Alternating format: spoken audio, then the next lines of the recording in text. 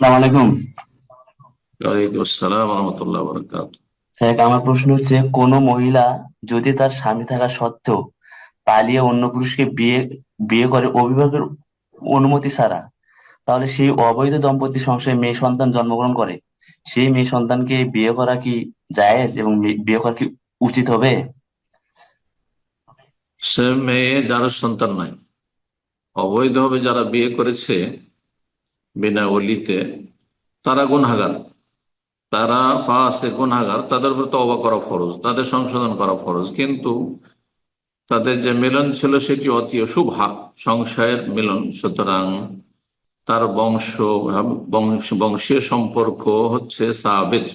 কথা বোঝা গেছে? যার সন্তানের মতো নয়। সুতরাং সে মেয়ের যদি দিনদারিতা থাকে, শরীয়তের যেসব বৈশিষ্ট্যের কথা রয়েছে পাত্রী চয়েসের ক্ষেত্রে যদি থাকে, অথবা পাত্র চয়েসের ক্ষেত্রে ছেলেও হইতে পারেন, তাহলে বিয়ে করা যেতে পারে, বিয়ে দেওয়া যেতে পারে, কোনো অসুবিধা নেই। আল্লাহ আ'লাম।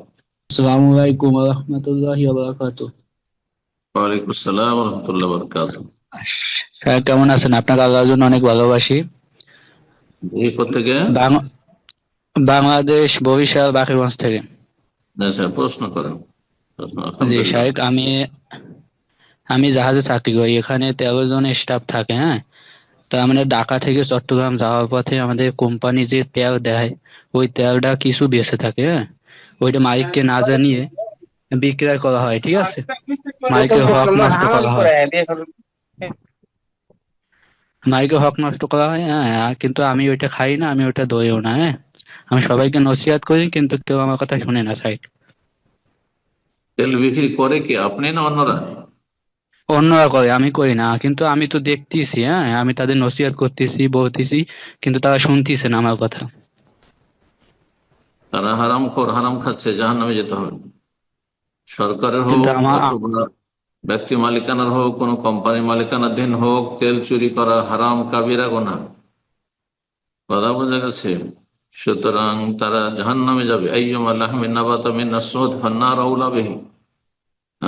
যাদের রক্ত, হ্যাঁ, মাংস তৈরি হয়েছে হারাম খেয়ে, এই চুরি করা, বেইমানি করা, আত্মসাৎ করা, মানুষের টাকা পয়সা নষ্ট, মেরে খাওয়া, এইসব দিয়ে হারাম খেয়ে সেই শরীরের হকদার হচ্ছে জাহান্নাম। সে জাহান্নামে যাবে। জি, আল্লাহ হেদায়েত করবে ওই সব লোকদের। আপনি যদি পারেন তাহলে যারা দায়িত্বশীল কর্মকর্তা রয়েছেন তাদের জানিয়ে দেবেন, এটা হচ্ছে আপনার উপরে দায়িত্ব। কিন্তু যদি দেখেন যে জানালে আমার প্রাণনাশের ঝুঁকি আছে, ক্ষয়ক্ষতি করবে আর তারা টের পেয়ে যাবে, তাহলে তাদের অনিশ্চয়তা রক্ষার জন্য আপনি নাসিহাতে ক্ষান্ত করবেন, উপদেশ দেবেন, আল্লাহর ভয় ভীতির কথা বলবেন। জি, আল্লাহ হেদায়েত করুন। কিন্তু যদি এমন কোন আশঙ্কা না থাকে বা আপনার নাম কে গোপন রাখা যাবে, গোপনীয়তা তারা রক্ষা করবেন, তাহলে জানিয়ে দিতে হবে। তাহলে জানিয়ে দিতে হবে যে এরা চুরি করছে। বারাকাল্লাহ ফিক।